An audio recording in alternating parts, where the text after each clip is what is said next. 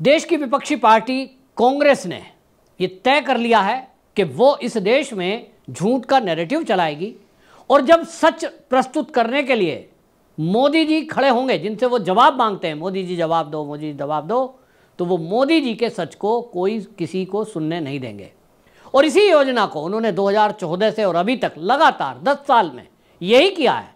हमने जब भी देखा कि भारतीय जनता पार्टी पर, सरकार पर, मोदी पर आरोप लगाए गए, राफेल में घोटाला हुआ है, सीए को वापस करो, अडानी मोदी दोस्ती है, हिंडनबर्ग को लेकर हल्लामा, मतलब हर संसद के सत्र के पहले एक झूठ लगाना, एक झूठ फैलाना, मोदी जवाब दो के नारे लगाकर संसद को नहीं चलने देना।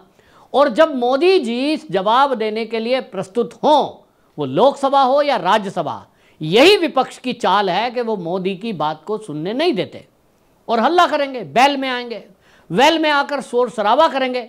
यही राज्यसभा में हुआ तो जगदीप धनखड़ जी जो उपराष्ट्रपति हैं वो दुखी हुए और उन्होंने ये तक कह दिया कि आज जो ये विपक्षी पार्टी है, उच्च सदन में जो मल्लिकार्जुन खड़गे ने किया है, ऐसा इतिहास में कभी नहीं हुआ। उच्च सदन में आप अपनी बात रखते हैं, आपने अपनी बात सबने एक एक करके कह दी, राष्ट्रपति का अभिभाषण है, उस पर धन्यवाद प्रस्ताव है। आज तक की परंपरा ये रही है कि विपक्ष और पक्ष दोनों अपनी अपनी बातें रखते हैं। विपक्ष के हर नेता को पार्टी वाइज टाइम दिया जाता है, सब बैठकर शांति से सुन रहे थे, ये हमने सुना, हमने देखा। लेकिन जब पक्ष के लोग खड़े होंगे, यानी जवाब जिनसे मांगा जाएगा, जब जवाब देने के लिए प्रधानमंत्री खड़े होंगे, तो ये उनकी बात सुनने नहीं देंगे। और यही है इनकी एक षड्यंत्र, एक चाल, एक चालाकी कि मोदी जब सच उजागर करें, सच प्रस्तुत करें, तो उसको ना सुनने दिया जाए। और इसलिए मल्लिकार्जुन खड़गे के वॉकआउट के बाद ये सवाल उठ रहा है कि जो विपक्षी पार्टी का नेता है, जो नेता प्रतिपक्ष है, वो नेता प्रतिपक्ष राज्यसभा में मल्लिकार्जुन खड़गे हैं, तो लोकसभा के अंदर अब राहुल गांधी हैं, लेकिन दोनों ही लोग मोदी का जवाब सुनने के लिए वहां उपस्थित नहीं होते और भाग खड़े होते हैं। ये दिखाने की कोशिश की गई है कि हम आपकी कोई बात सुनने को तैयार नहीं है। मीडिया ने मल्लिकार्जुन खड़गे को बाहर पकड़ा और उनसे पूछा कि देखिए, आपके ऊपर जो राज्यसभा स्पीकर हैं उन्होंने मल्लिकार्जुन खड़गे पर टिप्पणी की है, तो मल्लिका जी आपका क्या कहना है? वो कह रहे हैं कि संविधान को तार तार किया गया है और उन्होंने इस तरह से अपमान पीठ का किया है। ये पीठ का अपमान है क्या? आप पीठ दिखाकर जा रहे हैं, वॉकआउट कर रहे हैं, जो कि नियमों के भी विरुद्ध है। इस पर बड़ी चालाकी से उन्होंने कह दिया, मैं तो इसलिए बाहर गया हूं क्योंकि मोदी जी झूठ बोल रहे थे, कुछ चीज़ें उन्होंने सही नहीं रखी, संविधान के बारे में, बाबा साहब के बारे में वो झूठ बोल रहे थे और इसलिए जो है मैं बाहर आ गया। मल्लिकार्जुन खड़गे जी बहाना बनाते तो कुछ और अच्छा बनाते, लेकिन आपके पास बहाना है नहीं, क्योंकि आपको ऊपर से आदेश आता है, जो आदेश आता है उसका आपको पालन करना है। आपने तो भरी सदन में कहा, सोनिया गांधी की तरफ हाथ करके कहा है, सारे दुनिया ने देखा है कि मुझे तो बनाने वाला कौन है?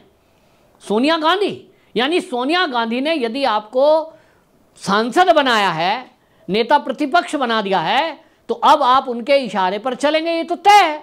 लेकिन आपका अपना विवेक कहाँ गया? आपको संविधान की जानकारी होनी चाहिए, मुझे नहीं लगता कि है। अब अगर होती तो आप इस तरह का काम ना करते। जिस तरह का ये प्रदर्शन चल रहा है, आप सोचिए कि अब तो खैर ये सत्र जो है समाप्त हो गया, लेकिन ये अगला सत्र जब शुरू होगा तो ही आप क्या सोच रहे हैं कि ये कुछ व्यवहार ठीक कर देंगे? इनका व्यवहार बदल जाएगा? निश्चित रूप से नहीं। इसके लिए सारे देश की एक आवाज़ है। वो इस वीडियो के माध्यम से मैं मोदी जी को कहना चाहता हूँ, आप सत्ता में हैं, पूर्ण बहुमत में हैं, एनडीए पूर्ण बहुमत में है, एक कानून अपने लिए भी बनाइए। आपके अपने लिए कोई कानून नहीं है संसदों के, जो अंग्रेजों के ज़माने का चलता आ रहा है वही कानून है और उसमें अपने लिए पूरी सुविधाएं हैं। आपने पूरे देश के लिए कानून बदल दिए, आईपीसी, सीआरपीसी एक्ट बदल दिया, लेकिन सांसदों के लिए, विधायकों के लिए अभी तक वही कानून चल रहे हैं जो पहले से थे और सबसे पहले इन्हीं को बदलने की ज़रूरत है। क्योंकि हमने देखा है कि जो ये विधायक और सांसद हैं या जो मंत्री हैं, उनकी हैंकड़ी इतनी, उनका कारनामा ऐसा कि वो किसी को इंसान तो समझते ही नहीं है। और ख़ास तौर पे विधानसभा के अंदर, राज्यसभा के अंदर, लोकसभा के अंदर हमने देखा है कि अब ये जो पार्टियां हैं ये उस स्थान को, जो एक पवित्र स्थान है, उसका दुरुपयोग करने में लगी हैं। उनको लगता है कि यहाँ से बोली गई बात अब क्योंकि लाइव टेलीकास्ट होता है लोकसभा टीवी से, पूरे दुनिया में सुनी जाएगी और देखी जाएगी, तो यहां से हम अपनी बात तसल्ली से करेंगे। और जब पक्ष यानी मोदी जी या मोदी सरकार का कोई मंत्री अपनी बात रखने की कोशिश करेगा, उसको सुनने नहीं दिया जाएगा। एक नैरेटिव चलाने का काम ये इस संसद से कर रहे हैं। तब ऐसे में आज की डेट में एक कानून बनाने की आवश्यकता है कि अगर विधानसभा, राज्यसभा या लोकसभा में कोई सांसद, विधानसभा के अंदर कोई एमएलए अगर कोई देश विरोधी बात करता है, एक कानून, जब पूरे भारत में सबके लिए सीआरपीसी आईपीसी है, तो सांसदों के लिए भी एक कानून बनाना चाहिए कि संसद में हम सब ने भेजा है, उनको वोट देकर के देशवासियों ने, मेरा और आपका जो इस देश के टैक्स पेयर हैं उनका करोड़ों रुपया प्रति घंटा वहां खर्च होता है, तो आपको हमने संसद में भेजा है डिबेट करने के लिए। आप वहां देश के लिए कानून बनाइए, देश में विकास पर बात करिए। राज्यसभा है तो राज्यों का प्रतिनिधित्व आप करते हो, तो राज्यों की समस्या को वहां उठाइए। लेकिन अगर आप में से विरोध करना है, मान लीजिए सरकार का किसी मुद्दे पर आपसे मतभेद है, तो आप ये नारेबाजी के बजाय आप अपनी बात तरीके से करिए। मुझे आपके बारे में बात करनी है, मुझे इस बात पे ऑब्जेक्शन है। क्या आपने जूम की मीटिंग नहीं देखी? क्या आपने क्लासरूम नहीं देखा? क्या आपने कोई जो समाज की मीटिंग होती है उसको नहीं देखा कि एक व्यक्ति बोल रहा है, सब सुन रहे हैं, फिर किसी को सवाल पूछना है वो सवाल करेगा। ऐसा क्यों नहीं हो सकता कि सवाल जवाब के रूप में आप अपनी विरोध भी प्रकट करें, आप सरकार की भी बात सुने, पूरे कायदे में सारी चीज हो, और ये लाइव टेलीकास्ट ये जो हो रहा है उन अंशों को दिखाया जाना चाहिए कि जहां कहीं मुद्दे की बात हो रही है। लेकिन आप शोर मचाएंगे, आप नारेबाजी करेंगे, बच्चों की तरह हुटिंग करेंगे, और इससे किसी को समझ नहीं आ रहा है।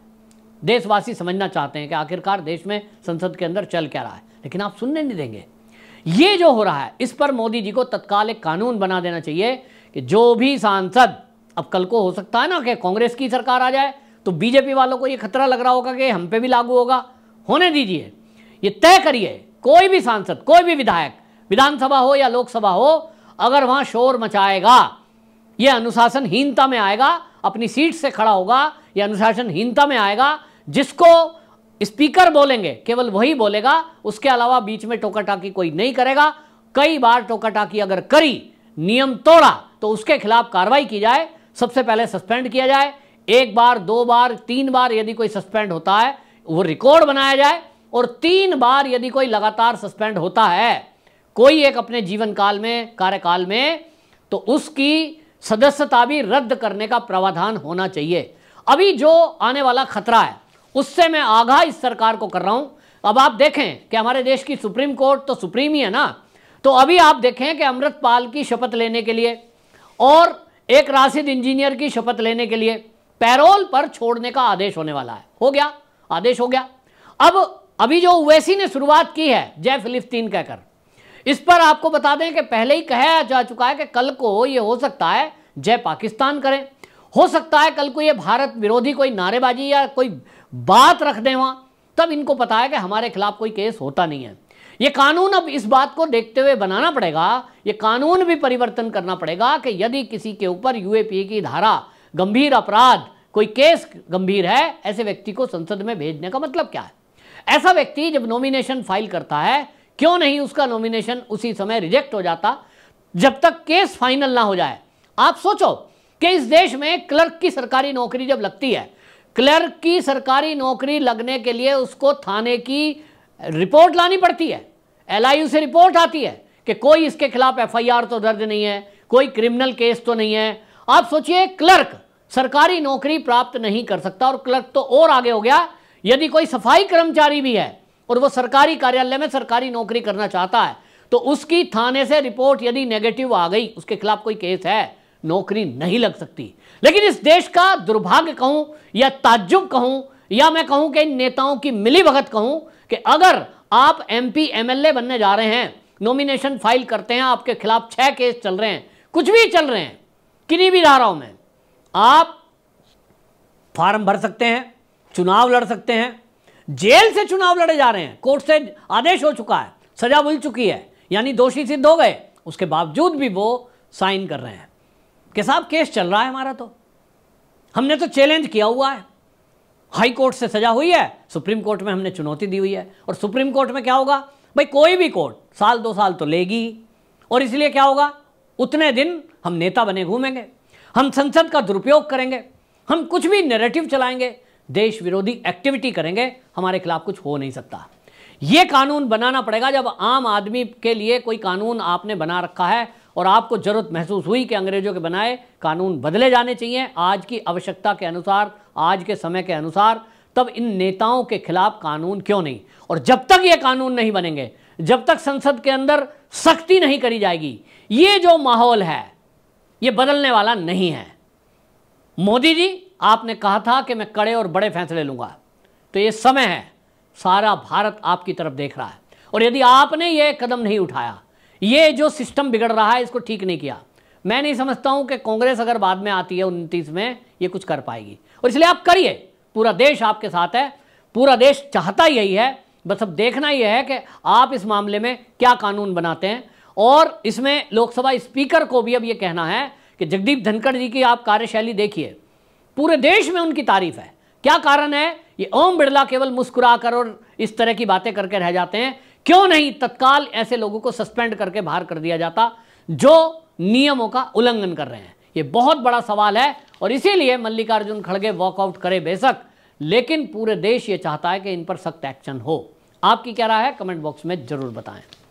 वंदे मातरम।